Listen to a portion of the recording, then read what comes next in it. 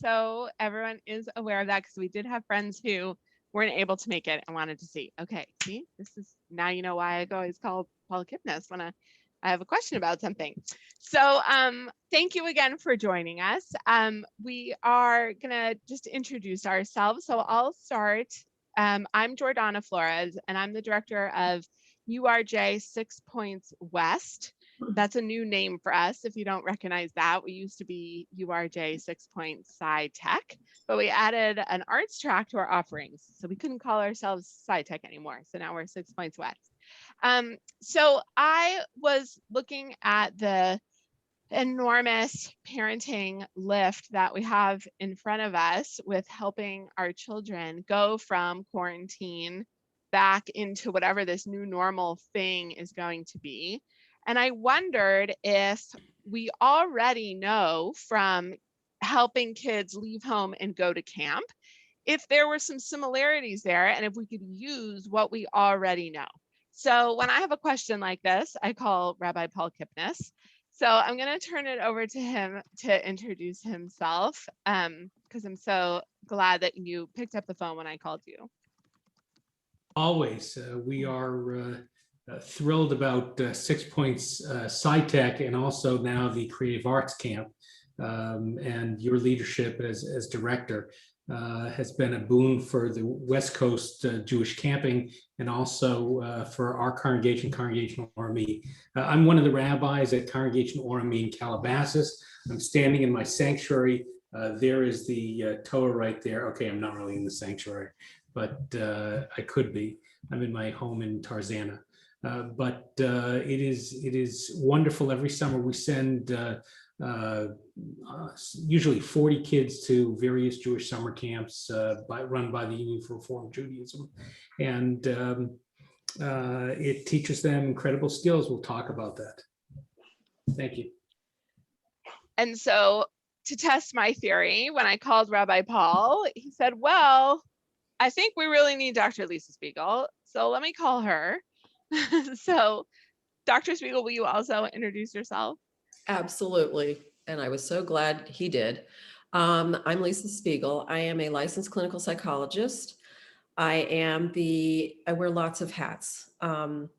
Full-time mental health counselor at D. Toledo High School. And I do have one daughter who graduated from there. And I'll brag for a mini second. She's getting her doctorate in the spring, and I think I'll actually be able to watch her get it. And I also have a small private practice on the side where I see 5 to 8 clients a week. And also at D. Toledo, I teach 2 AP psychology courses to juniors and seniors. So I'm in the classroom with them and I love it. I'm also part of a pediatric mental health consultation group that meets once a week, and we talk about all the issues that the pediatricians are seeing in their practices, that we as psychologists and therapists are seeing in our practices, and exchange commonalities, clue each other in about what's going on with our children. And obviously with schools opening back up, issues are coming up and need to be addressed. So I'm really glad to be here. Thank you. Thank you for coming.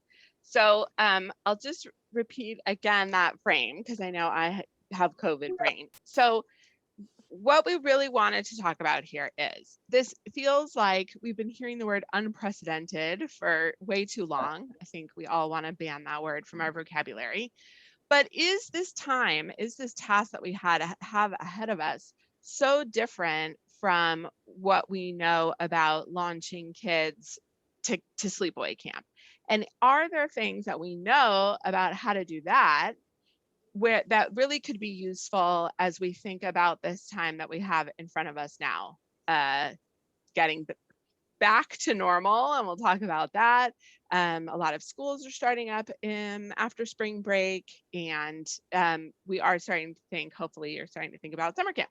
So let's see what we already know about these things. Okay, so like I said, there's so much anxiety and even fear, we can say fear. So how do we know Well, first of all, I want to say, please, because we want to hear from you also. If you put in the chat, what emotion comes to mind for you when you hear me say going back to normal? Because I think that really is a loaded statement. So please put that in chat. What emotion comes to mind when you hear getting back to normal? But what I want to ask you both is, everyone's in such a different place. So how would a family even know where to start? So I know how to help families figure out if their child is ready for camp. But this moment that we're in, where does a family even start?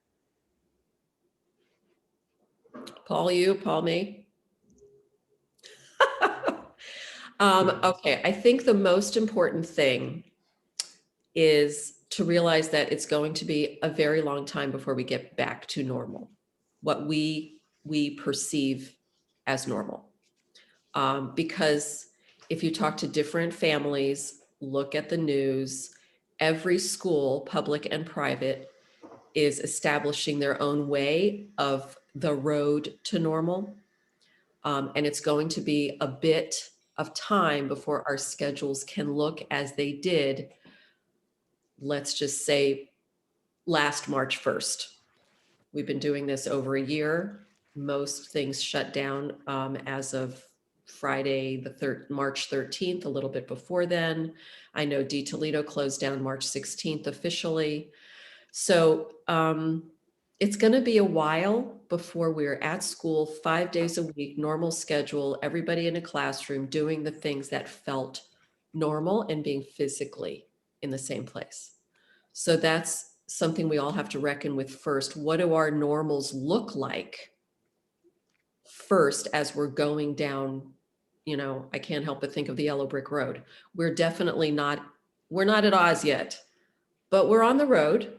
We definitely are on the road with the vaccinations happening and schools opening in their own special ways, you know, alternating schedules every other day. I've been talking to some of the teachers I work with today. LAUSD will go on an alternate program. So first of all, you got to find out what is that road going to be looking like? And then you have to really look at each of your own families and look at where are we right now and at what point are we starting? From what point are we starting? What feels comfortable to us as a family? How has my child absorbed this past year? And looking at from where my child sits emotionally, socially, emotionally, psychologically, how much can I push? How much do I need to wait? What do I know about my child in terms of reentry to what hasn't been normal for a very, very long time? You know, a year for us is no big deal. A year for them, you know, I'm looking at the ages. I sort of made my own little chart of all the ages that came up. You know, a year to a 5-year-old is 20% of their life. So you really have to take into account, what does that year mean to a 5-year-old, to a 7-year-old, to a 13-year-old, to a 15-year-old? You know, we've got, I mean, in the chat, I see 1, 2, 3, 4 15-year-olds. So the meaning of being in the situation we've been in is going to be different depending on the developmental level of the child. And you really have to pay attention to that when you assess from where are we starting to where we need to go. Paul, you want to add anything to that? Yes. It's also important to remember that what other family members who have children, how they address it, how their children are ready or not ready, what they're feeling, may be different than what's happening, probably is different what's happening in our own family. Similarly, our neighbors and our friends, everybody has to approach this differently because our children are different. And each child, if we have multiple children, they each come from a different place, as Lisa said, and we have to, each one created b'Tselem Elohim in God's image, has to be addressed as a unique individual. That is the biggest challenge. Of course, and we'll talk about it a little bit later, some of the assessment of where they are is a reflection of where we are. And we want to talk about it, and we will later, about how to separate those two things. Yeah, for sure. Because I think it comes down to skills. And so when I'm helping parents assess if their kids are ready for sleepaway camp, right, this kind of launching place that we've been talking about, I boil it down to skills. Like, if you say go take a shower, do they come back wet in pajamas? Or like if you're at friends' houses, when we used to go to friends' houses, if there's a buffet, right, the food is out, can they hold their plate, make a plate? Doesn't mean you love everything they put on their plate, but they can do that. Or have they slept over at a friend's? So I think boiling it down to skills is a good way to be able to grasp onto if they're ready, if they're not. We were wondering, as we were getting ready for this, we wanted to hear from the group what skills you're concerned about regarding your children and this kind of relaunch, or what are your children telling you that they're concerned about? So we would love for you to put that in the chat so we can hear from you. But so I want to ask Paul and Lisa, how do we what do we already know about this idea of boiling it down to skills? Sorry, can we mute someone? Let's see. Oh, I have like Zoom Ninja powers here. Let's see if I know how Yes. to mute everybody. You hold the power. I wish we could do that in real life. My students ask me that. Oh, here. There we go. Now I did it. Okay. So what are those? What do you think those skills are, and how can we focus on those skills? But now you guys have to unmute.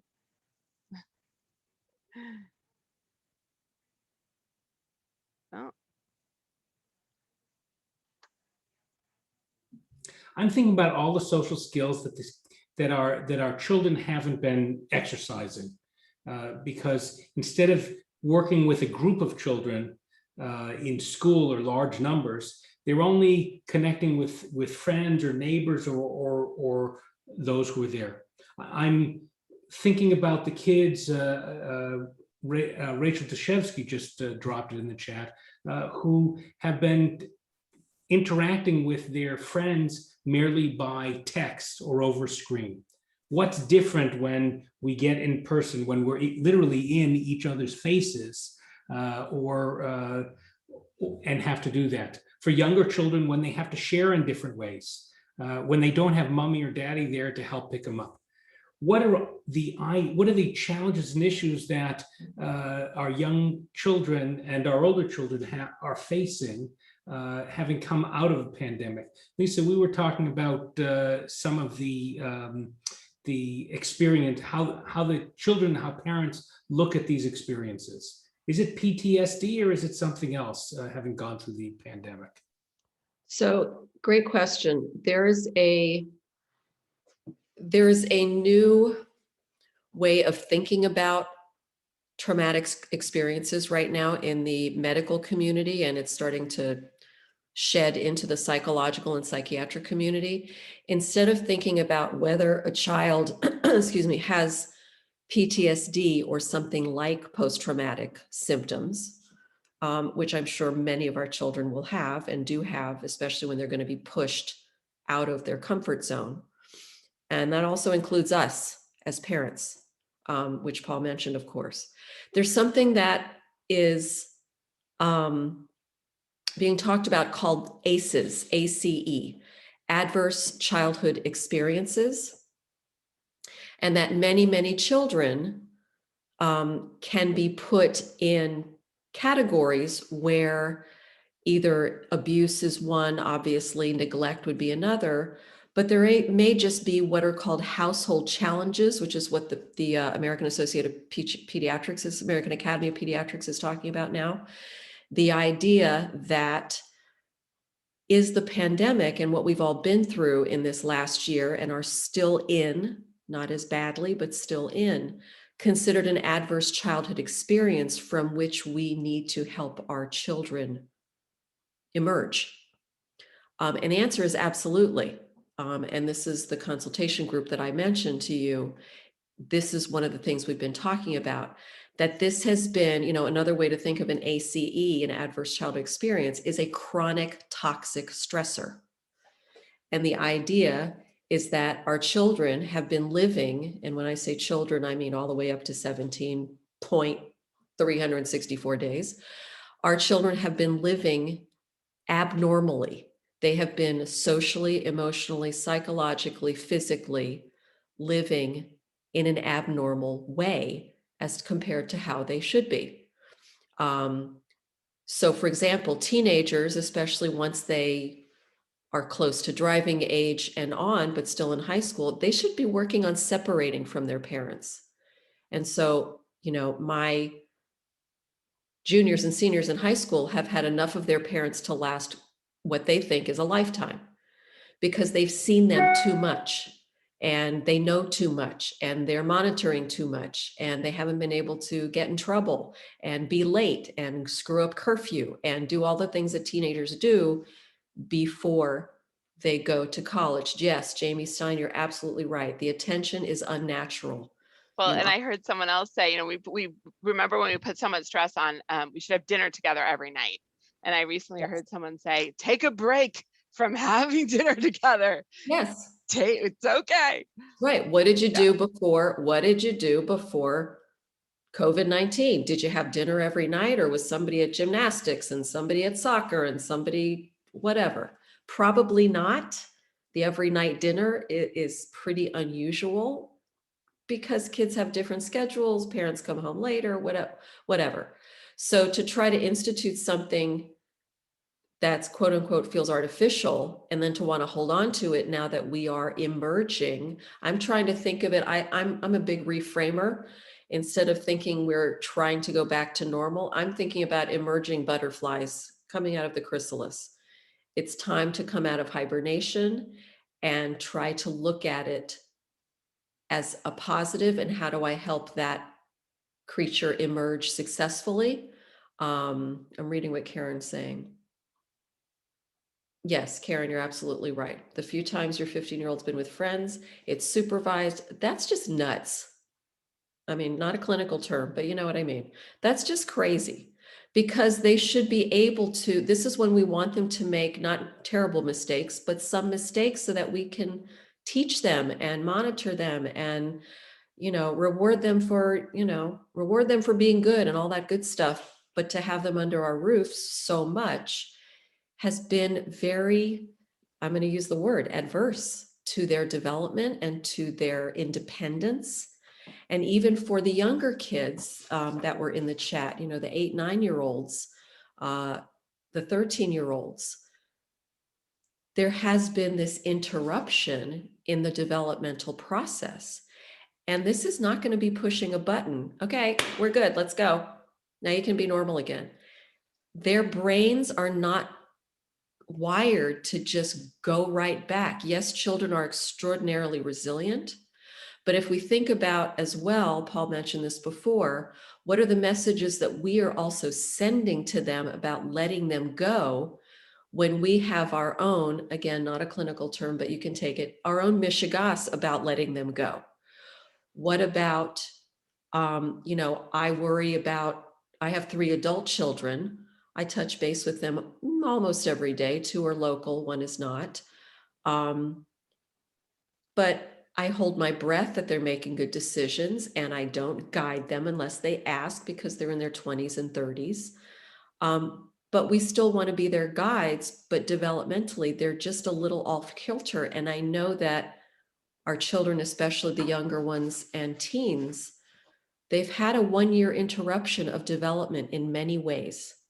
Academically, emotionally, socially. We have to recognize that and not put our own anxieties on that interruption, because any parent knows you are a mirror. They're looking to you as to whether I should worry, should I be scared, should I be anxious, am I ready for this? We need to instill confidence that they can come out of that chrysalis and that I trust you to do it. Well, But that's what I was getting excited about, because I remember you were telling me about reassurance, routine, regulation, the 3 Rs. So I think that that's something to focus on in the face of this idea of a diverse childhood experience. So can either Right. of you talk about what does that look like? Reassurance, routine, regulation. I think the reassurance is pretty obvious. The routine is going to be a hell of a challenge. I don't know how else to put it, because I actually did a survey of freshmen, sophomores, and juniors recently at D Toledo. Their sleep schedules are a hot bloomin' mess. They're not on any kind of schedule. They're in their rooms doing work. They're playing video games at crazy hours. If they have 2 screens, they're playing video games while they're in class. Hate to break it to you. I actually busted one of my kids doing it because you can see their eyes. And it was hilarious. He's like, Dr. Spiegel, you got me. I'm so sorry. I'm like, I might be in this box, but my eyes still work. So the routines of sleeping, eating, homework, activities has just gone out the window. So again, it's not going to be like, pushing that button and saying, okay, now we're on the yellow brick road back to normal. It's not going to take long.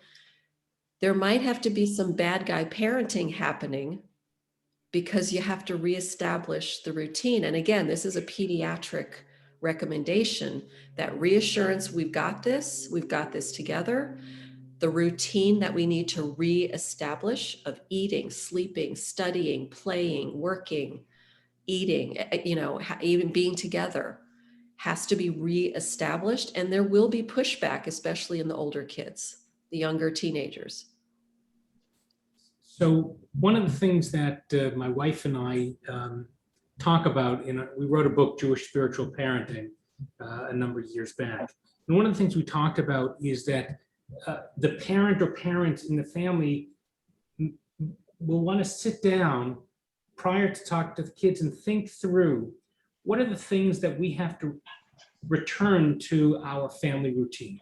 As Lisa said, listed many of them. I met during a drive-through Passover drive-through to freedom we had at the Congregational RME this weekend. I saw a couple of parents, asked them how they're doing, and they said, we had to get up and drive our kids to school. We have to rethink what are the things that we need to do, that our family needs to do. And then we want to sit with our children, depending upon their ages, and talk to them about the same question. Let's think it through together. What are the things that we have to do, the steps we have to take to get ready for school? What do we need to do when we come home from school? How are we going to do it? And are there ways we want to do it differently than we did it before the pandemic? Similarly, we will want to sit with our children. I would suggest well prior to returning to school, unless they're already there, but also before going to summer camp, we always do it, and say, okay, we're about to go to school, you've been to school, to other activities, sports or whatever. Tell me how it's been. What was easy? What was challenging? What did you enjoy? What was a little uncomfortable? And then as a family unit or parent and child, we have the opportunity to think through and break that down, and then sort of role play how we might behave differently if it's about their behavior, how we might approach it differently, or what's different from there than where we've been at home. Right, because was I cutting you off? Okay. Someone takes a breath and I end up butting in. Because I heard, I think Lisa, you said resilience, and Dr. Betsy Stone, who I love, has been saying resilience is a rubber band that bounces right back to where it is. But this idea of the new normal, or maybe it's not going to be the way it was before, are we bouncing back right to where we were before? And so she has been talking about post-traumatic growth as opposed to this idea of post-traumatic stress, that because we know that us and our children grow from challenge, that it is those difficult times where we see the growth. So that's where I think we really have to remember as parents, because Lisa, you were saying keep our own mishigas out of it. And again, so this is something we already know from parenting that we can apply here. Like when we know that when our kid falls down and skins his knee, right, we don't say, oh my God, you're bleeding, right? We stay calm, and that's the tone we set. So can you both say more about what parents can do to set a tone and to set expectations? One of the things that I talk to my own clients' families about, just did this afternoon with a college kid, is, Shakespeare's wonderful quote, know thyself, or, to thine own self be true. Know what's going on with you and your own feelings about whatever returning to some sense of normalcy means to you. How anxious are you? How do you feel about all of this? And that's going to be those reactions are going to be so broad, because there may be an illness in the family. There may be some complication that, you're thinking about contagion. Not everybody's vaccinated yet. Today it was announced as of April 15th, it's open to everyone over 16, which is awesome. But that's still a bit away. And obviously for it to be effective 2 weeks after that and longer after that, depending on the one you get, it's still going to be a while before we can make those assumptions that people are quote unquote as safe as we want them to be. So you really need the adults who are taking care of their children, and I mean as babysitters, teachers, yeah, I know, Jamie. All adults who are in charge need to look in the mirror to address how they feel about all of this.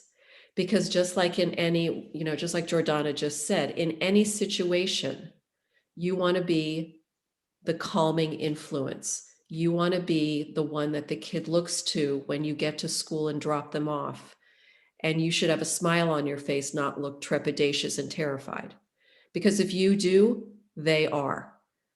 We know that just from child development and from parenting. That mirroring thing is real, regardless of the age, regardless. And it's really important to check in with yourself to know what your stuff is versus their stuff, and to know what that separation is. Because we're also going to be, I went to school last week twice to do some supervision we had one grade on campus a few days a week. And I got to tell you, I'm a pretty social person. I've been out and about. I've got vaccinated back in January. But when I physically and emotionally was amongst all of those children, and these were, either 10th graders, 11th graders, 12th graders, I was very aware that I had not been with this number of people in memory. And it hit me. I wasn't scared, but it was a visceral reaction. And if I had, a 10-year-old next to me, I would really, really have to think twice. I had a couple teachers to talk to, isn't this bizarre? Like, how are you? But I wasn't taking care of anybody that I parent. A couple of the kids mentioned to me how strange it felt, but strange in a good way, because they liked being with their peers and seeing each other. Walking around with my arms sprayed, going 6 feet, 6 feet, 6 feet was pretty funny. Lost battle that was. But because they're St. Bernard puppies, they want to be near each other and roll on each other and have fun. They're teenagers. That's what kids do. But we have to remind them. But no one was looking to me to be afraid.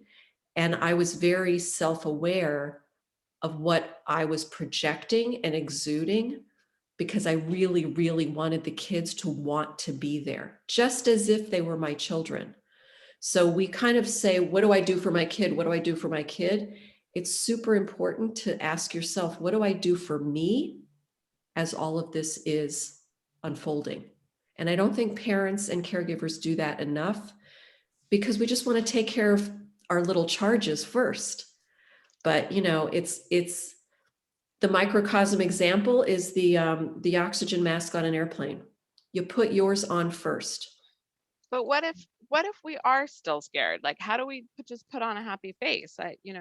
I know that I need to project that for my own children, and for camp, I know I'm creating the healthiest, safest atmosphere that we physically possibly can create. But Right, but how do we model it? Right, you don't want to have a panicked parent, and this is another piece that Paul and I have talked about. We're worried about our children having separation anxiety. How about parents having separation anxiety that they can't see their children 24/7? That's going to be a big one because we're used to having them. So Paul, what do you think parents can do? So I remember a story at summer camp when I was there helping at drop-off. And we had some parents whose work is to help other families deal with issues of mental health and challenge and whatever. They were dropping off their child at camp, and they were so overwhelmed that one of the parents couldn't separate. I finally had to walk them to the car, put them in the car, and stand there until they drove off. I also know a younger family where at nursery school, they started placing teachers at the top of the stairs because that family was unable to separate from their child. Finally, my wife and I were able to get over that, and our kids have grown up fine. That said, one of the biggest challenges at summer camp, and I think it'll play out similarly at school and other activities, is that as we reassure our children that we've got this, that we've done all the research, that we are confident in that safety, that they will be safe, that it'll be a good place. We also let them know that we're not going to easily ride into their rescue at every challenge. We let them know there will be challenges along the way, but they can breathe through it, and we can talk about it when they get home. Similarly, our kids are going to see other kids. You talked about some of the scary things for us parents, for the children. They're going to interact with a lot of kids who do this COVID quarantine, COVID pandemic separations, look at safety very differently. Different families making different choices. One of our congregants talked about how their kids asked again and again, why did the others make these different choices? Now, we face that, every parent throughout time faces that. It feels different to many parents today when those choices potentially could be life or death, and seemed more direct, particularly when we had no idea how the virus was attaching itself to children. What do? We need to let our kids know, just like we did before the pandemic, that each family makes their own decisions based on how they understand things. And we have done our research, and we have listened to the news and what the CDC said, and we've talked to our doctors, and we believe that this is the right way to behave.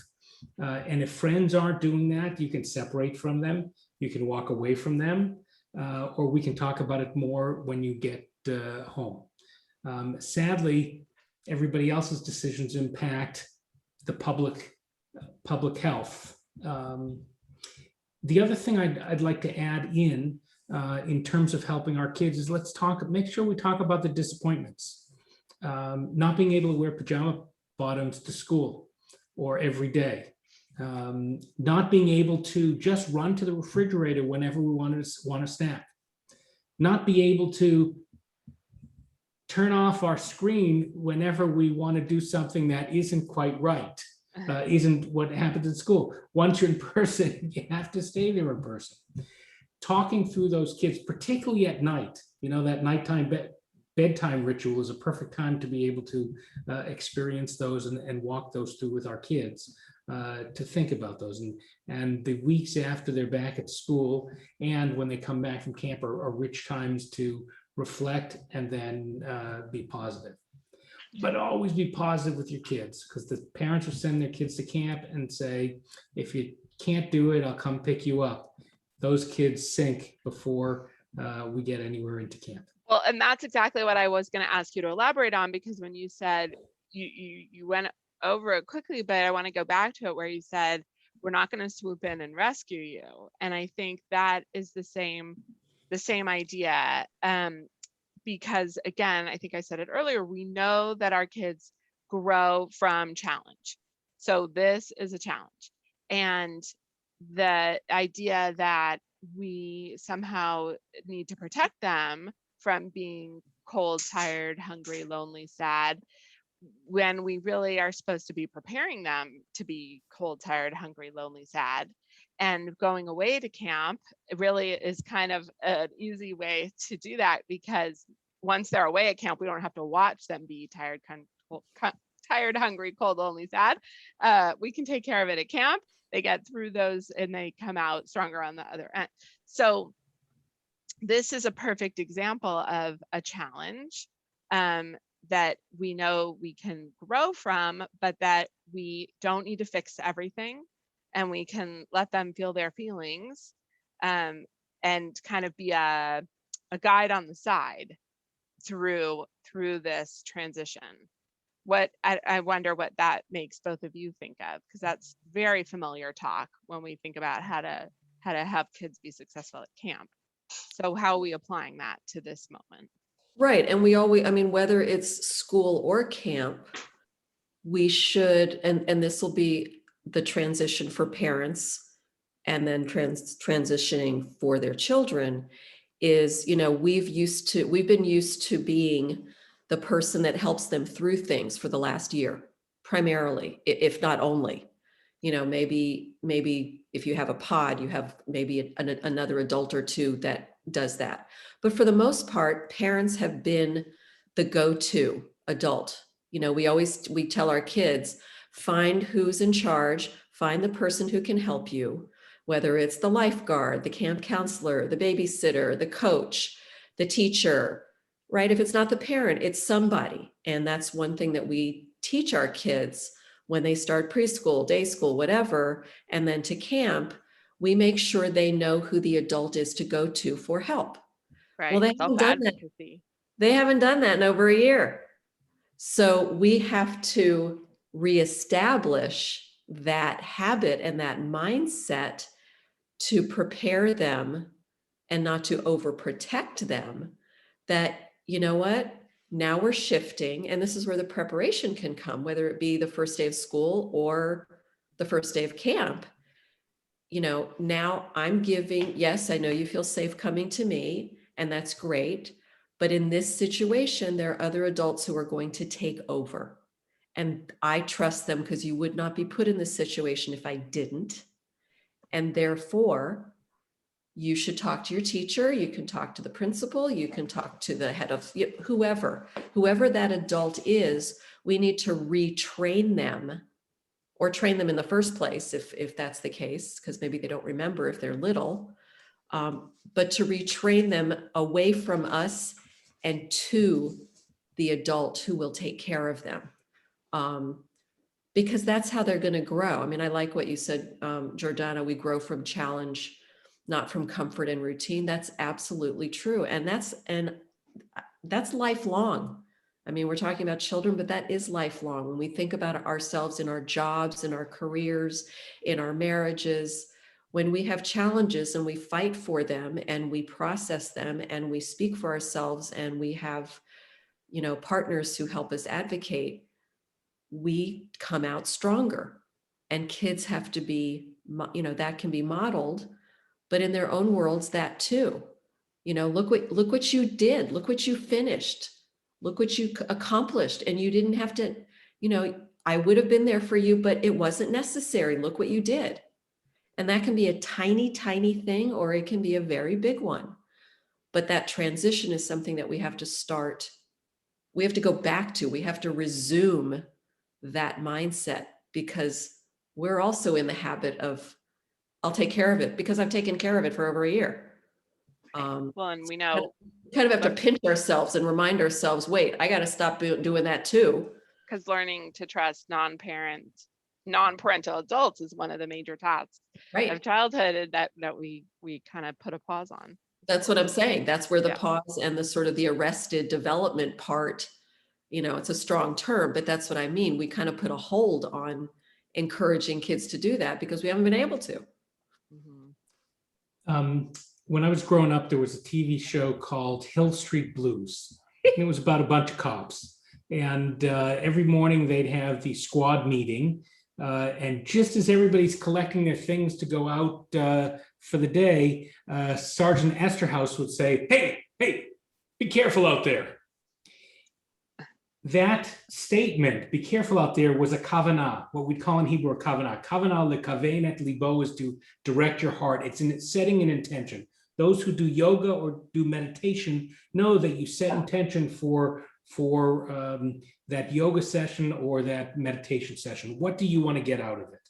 So we encourage parents in general, but kal v'chomer, how much the more so during this time when we're slowly coming out of this separation and quarantine pandemic, to sit down and help their children set intentions. Some of you can do this at the breakfast table. Some of you will do it the night before at bedtime. Some of you might do it in the car on the way to school. But have a conversation. Some of you may do it verbally, and some may work with the kids to write it down so you can reflect upon it later on. Ask all the children or each child separately. What's your intention for the day? What's the challenge you think you're going to face that you want to work on? What do you hope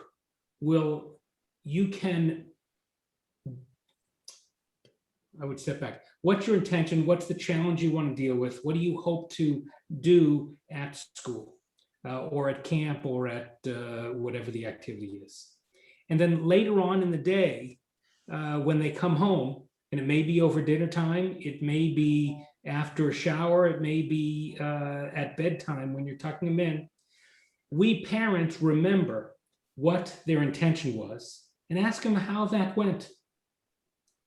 Were you successful? Was the challenge challenging once you got there or less so? How'd you get through it? Now, what's your challenge for tomorrow? What's the intention you want to set? The other thing we parents do, and we remember doing it back years ago before this pandemic, I guess it was only a year, but is to set the intention for our kids. What are the last words they're going to hear from us when we send them off? Hopefully it will be uplifting, inspirational. Some people say, ask good questions. Some say, be kind. Some say, make good decisions. Some say, you can do this. I wouldn't suggest being like Sergeant Esterhaus and say, be careful out there, because that's all we've been saying to them all year. But you can do this. I can't wait to hear about it. Sends them off with that sense of hope. Even as their tears come down. That's what we say to the campers at 6 Points after breakfast. We say, go ask good questions. Something I've been thinking about, and I think this is the last question I'm going to ask you because I want to leave some time for questions. Something I'm thinking about is high highs and low lows and managing that. And something I've just started playing with, and I really would love to get both of your input on this. The idea of holding more than one, even 2, 3, and 4 emotions at the same time, which is really an adult skill. But it seems in this moment, and it happens a lot at camp, that we have more than one emotion at the same time. So, for example, we can really miss home, but also want to go do this activity. And those two things kind of seem to be at odds with each other. And the idea that you can hold both of those emotions at the same time is really hard. And so for this moment now, right, again, how can we apply those skills to this? I might feel really excited to get back to school, but I'm also really scared about how that's going to feel and how it's going to be around so many other people. I'm wondering what you both think about how to coach our kids to hold several emotions at the same time when we know that that is a really high order skill. Yeah. So I was smiling when you were saying that because I work a lot with juniors and seniors, and I see freshmen, sophomores in my private practice. And transition is a big topic, especially for teenagers. And I hear the kids getting ready for college worried that they're going to be homesick. And instead of saying what I'm afraid many parents say, which is, don't worry about it, it'll pass, it won't be as bad as you think. My answer when a student says, I'm afraid I'll get homesick is, you will. You will. And so the question is, how are you going to handle it? Let's talk about that. And the idea that they're excited to, if they're going away, even if they're going cross town to wherever, UCLA or somewhere, you're still not going to be able to do your laundry at a drop of the hat. You're going to have to find food. You're going to have to know how the system works to get your needs met on top of all the social stuff and academic stuff. But it's not that much different. The principle is not that much different than what you were talking about, Jordana, which is you can be thrilled to go to camp, to be with your friends, to do activities, to go on hikes, to sleep overnight somewhere else, to get muddy and disgusting. That was my kid's favorite thing at Ramah. But that doesn't mean you won't miss your parents. You won't miss your dog. You won't want to watch TV when you want. You won't be able to use your phone if you have one whenever you want. That emotions happen. They don't happen in isolation.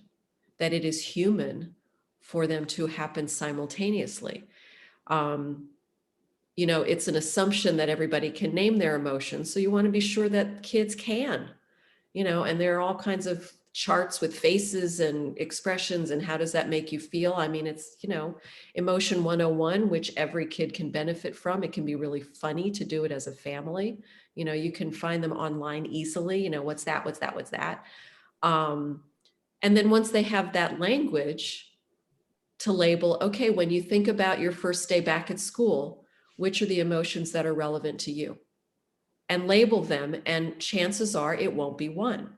So you can educate emotionally, especially children who might be more, not talk so much about their emotions or how they feel. Not every kid does.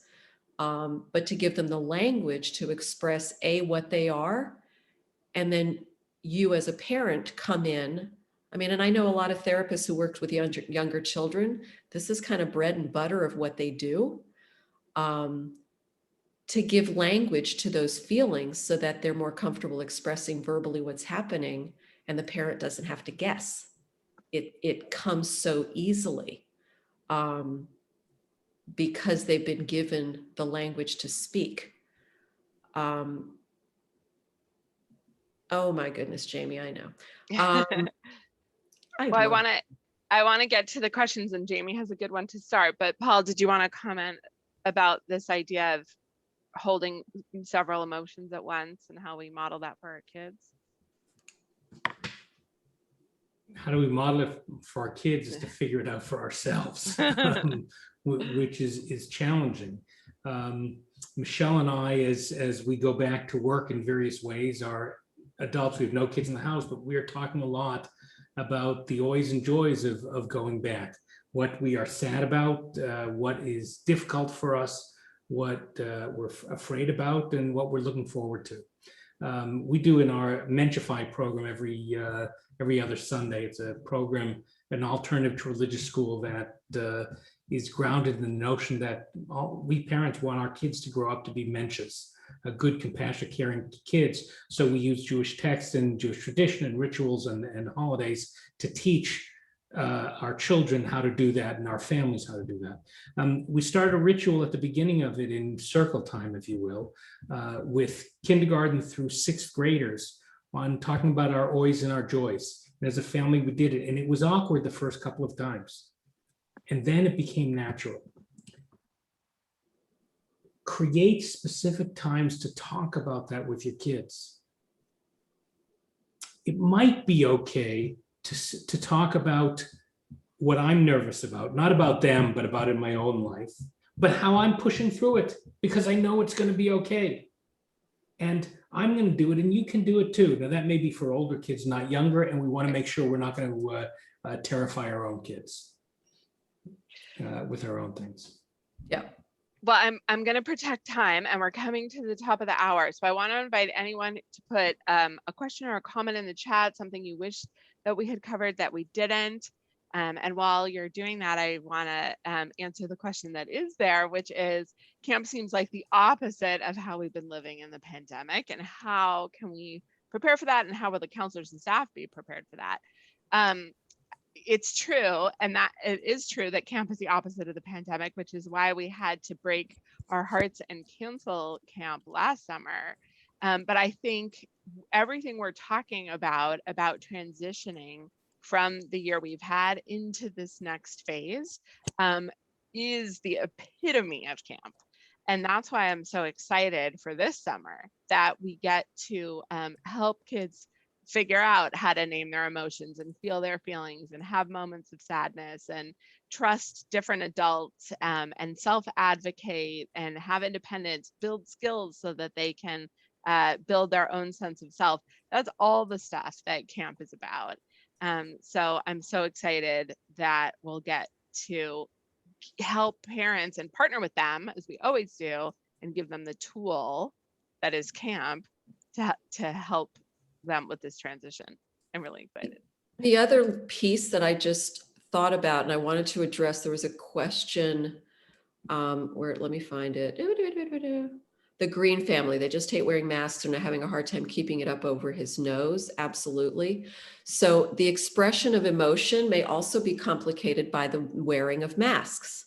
So if you ever thought about how much of your emotion do I see when all I see of you is this, right? I mean, I've got lots of teeth and everybody knows when I'm happy because you can see my big smile, but I can't show that when I wear a mask.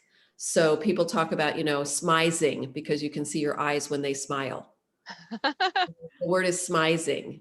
So I can tell, when your eyes get a little squinty, I can tell there's a smile under there, but I have to look at your eyes to really interpret it. So there's that little complication, especially for younger kids. They've been looking at people in masks for a year. So how do they interpret the emotion that they see versus what they haven't been able to see? Because so much of our communication style is nonverbal. So there's that piece as well. You'll see how it is at camp and what we're supposed to do as far as mask wearing. Children, yes or no. Adults, yes or no, when the time comes. Hopefully it's less because vaccinations will be more pervasive. But there's also that piece in terms of the communication and interpreting what's happening in that person's face for me to figure out. When I don't have the whole picture, I only have 50%. And that's what I've had for the last year. There's that piece. But what I wanted to say about wearing masks, for younger kids, you can buy masks. I know Office Depot has them, blank masks that are light gray or white or beige. And you can buy oil paint and let your kid decorate their own mask. And sometimes if it's their own creation, obviously keep it G-rated. If I teach teenagers, what can I say? But if you have younger kids, maybe they want to put something on there that's uniquely them, that then they'll want to wear if they have to wear something. So I found these really, actually for a friend of mine who has 3 little boys, and he was like, oh my God, forever I will thank you. Because it gave the kids an art project to do. And because the paint didn't come off, they're just 3-layer cotton masks that I got. You are so welcome. That the kids could make it their own. You can help them as parents, paint something, finger paint, that's my thumbprint, whatever they're, right? It's age appropriate for your kid. But if they can take ownership of it, they might be more willing to wear it or be more compliant. Who loves to wear a mask? I can't think of anybody except Batman. But if you need to, that's one idea. I would add to it, allow your children to bring multiple masks to school. Yes. We do not know, since clothing generally is staying the same, we do not know how the mask culture works at school or elsewhere. What is cool, what's not cool. So if they have options, if one doesn't work or isn't cool enough, they have another option. The other thing to know is there will be some embarrassment for certain ages when they get to school and they see people whose hair is different and they've got a mask over their face and maybe over glasses or something over their eyes, and they won't recognize their friends a year later. And that embarrassment, for us adults, we get over it.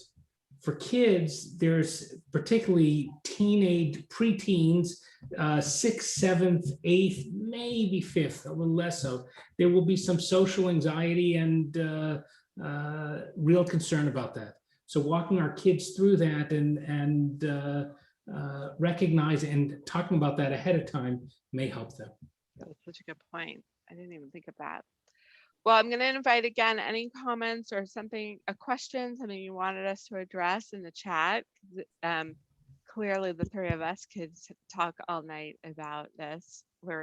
I know that we're so passionate about kids and families and supporting them. So I appreciate so much that you both answered my call and that you were willing to talk to me about this theory. Which I think let's see, like Mythbusters, you say if the myth is true or busted. So I think I'll decide, I think this is true, that we can apply what we know from camp to this moment. Do you both agree with me? Yeah. Okay. Yeah, because we tend to think clearly about sending our kids off for long periods of time. And so camp helps us do it, and we parents prepare our kids. Well, we're not sending them out away for the same length of time, but compared to how far we've been separated from them, it's a long period of time. So thinking ahead of time about it, talking it through with them, and for ourselves, finding something to do during the day when our kids aren't around. Some of us work in the house, some of us work out of the house. But what are we going to fill our days with so that when they come back home, having kept it all together for so long, and they need to let it out, maybe by running around and maybe by crying and maybe by zoning in front of the TV or playing video games or maybe doing whatever, that we won't feel depressed that these people we gave our lives to for the last year and every moment don't want to sit with us at that time. And allowing them to do that, giving them space, is a good soft landing in the role of parents. Right. Camp teaches us that. Yeah, that's such a good. And I would lastly say, for this whole process of resumption that, in whatever form it's taking, look at the kids that you have, not the kids that you wish were easier to do this with, because where they are is where they are. And this is again, that idea of unprecedented, yes, it's an extraordinary time. And as one of my teenage students said, I'm sick and tired of you telling me I'm part of history. I'm over it. Right. But who wants that? Exactly. This kind of history you can keep, but it is true. And so we have to really, really look at where they are now as we put them back into the world, just as we are. Amazing. Okay, well, I think I'm seeing gratitude in the chat and not questions. So I'm going to say thank you. And good night, and Lila Tove. And I just appreciate both of you and all of our guests spending this time with us. Everyone, happy Passover if you celebrate it. Yes. Okay. Paul's putting a link in the chat. I put in the chat, you're all invited to join Congregation Or On Me for our second night online Seder. We call it a couch comfortable Seder. Sunday, this Sunday at 6:30 p.m. OrOnMeLive.com. It'll also be on our Facebook page, but come enjoy it. Great. Okay, I'm putting 6 Points West website in the chat, and we still have room this summer, and would love to talk to you about how to help ease this transition to camp with your kids. Fantastic camp. And if you are a member of a synagogue, many synagogues have scholarships available for 6 Points and other Jewish summer camps, but particularly we have for 6 Points, for instance. So consider it. Great. Good night, everybody. Thank Good you. night. Thank you. Good And good night. luck, everyone. Bye-bye.